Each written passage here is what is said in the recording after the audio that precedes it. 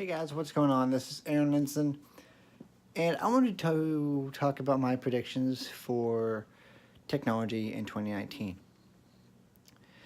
There's a lot of people that are saying Apple is doomed because their stock price went down, because Tim Cook came out uh, and said that their predicted sales of the iPhone weren't as what they thought they were.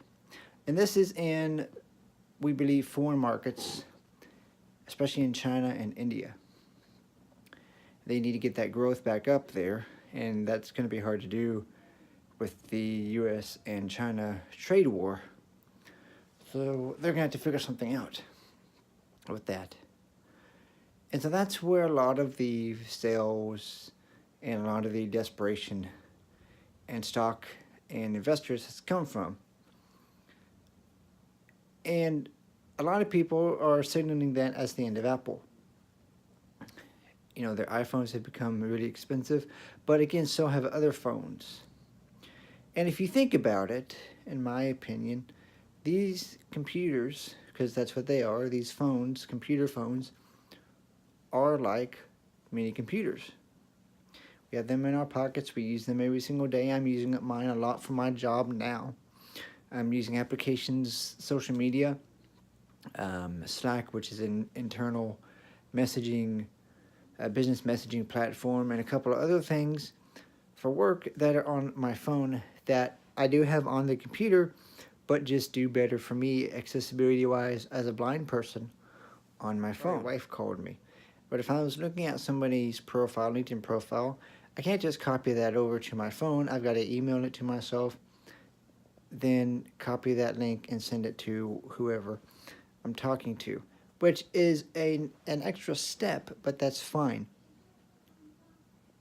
because applications are slow sometimes with accessibility screen reading devices and software, and that's okay. You have to have a workaround.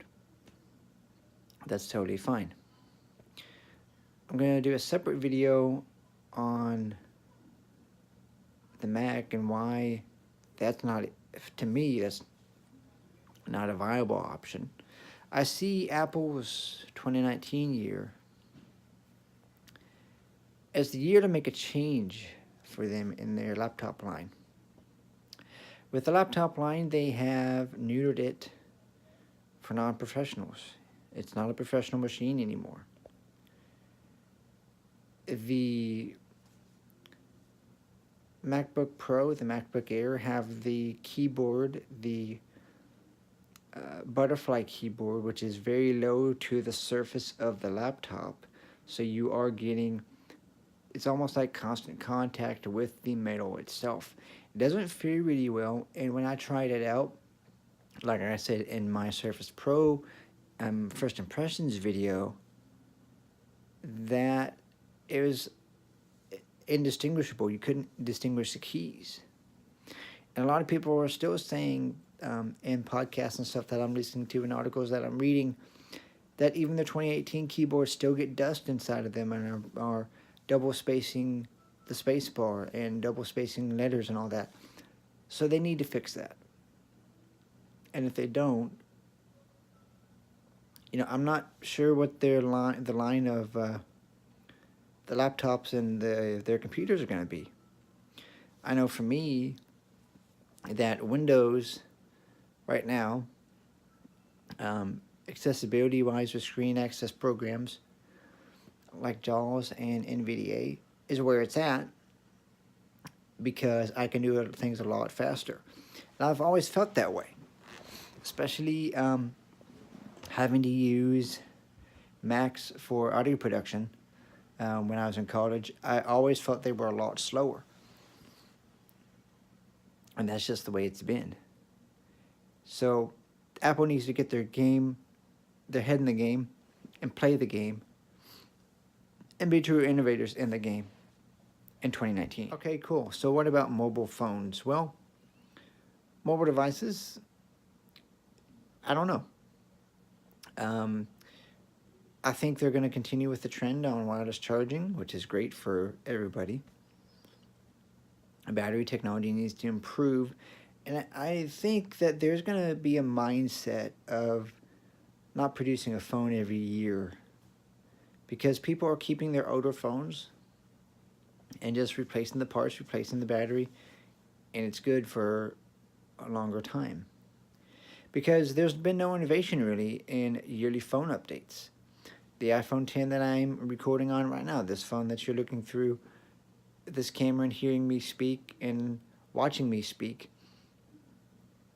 is going to be around for a while because I don't feel that the iPhone 10s or the 10s Max is enough of an upgrade to warrant, well, an upgrade. As with the state of Android, when it comes to accessibility, I'll be interested to see what they do this year, how they progress. But I still feel that iOS is where it needs to be. And it is where it is for a lot of blind and low vision people like myself. There are some bugs, obviously, but I would like to see Android catch up. And it'd be interesting to see how that happens and what plays out. And as far as Microsoft, the company that creates Windows software, they're pretty good. Their accessibility department is doing a really good job. They've hired a couple of people that I know that are really good developers and really good advocates of accessibility to work with them. So I think their products are going to become more accessible than they already are. We already have talking installation, which is great. We haven't had that in Windows for a while, and that's really awesome. So Apple people can't say that they're the only ones with a talking installer, and that's perfect. That's great.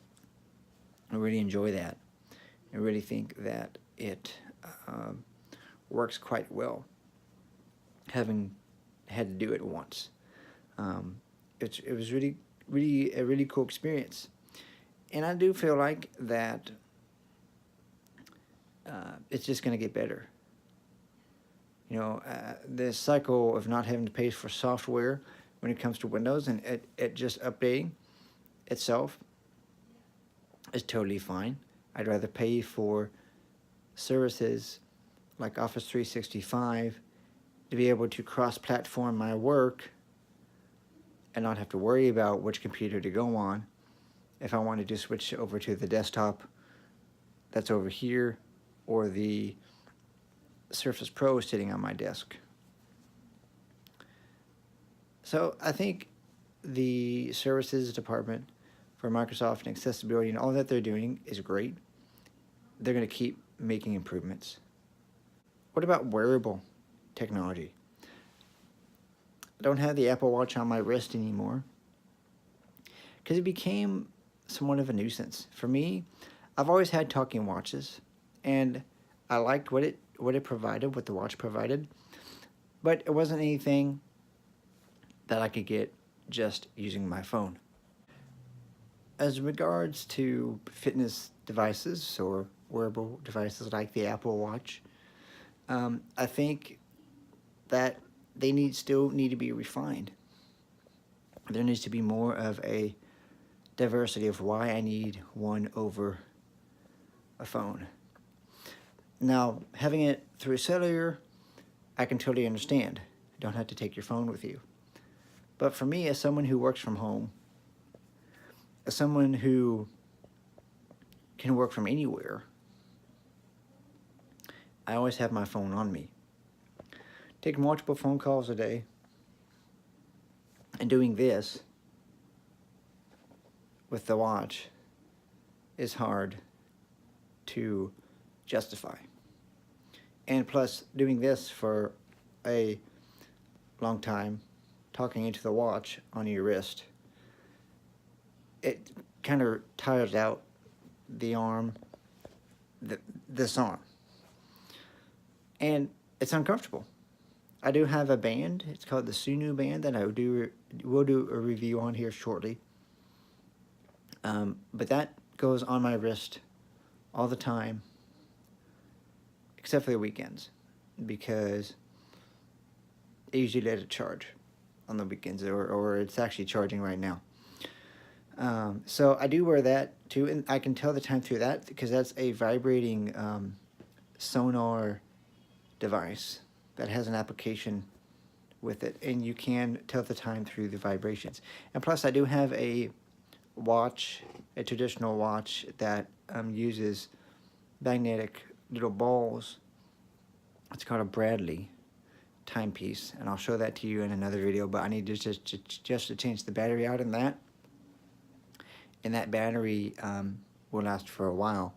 And I want to go back to a traditional watch and have the watch on this arm and the Sunu band on this arm. So that is something that I'm looking forward to. I just need more of an explanation of why somebody like me would need a band or a smartwatch. Because for me, yes, you can get notifications, get phone calls, but I'm not going to spend $400 on an accessory that I don't need. So for 2019, it's interesting, going to be interesting to see what happens. I don't think Apple is going to fall or be doomed. I don't think it's going to be the end of Apple. But I do think there needs to be some adjustments made by Apple and understanding the consumer more and not just saying this is what you need, purchase it. All their product line has gotten more expensive, but that's because supply and demand. And I don't see phone manufacturers either from iOS or Android, or Apple from iOS and manufacturers from Android. I don't see them going back down unless the market demands it. If the market demands that they go back down to a decent price, they will. And if they don't, people are not going to buy next year's phones, 2019 phones, and they're going to get hurt.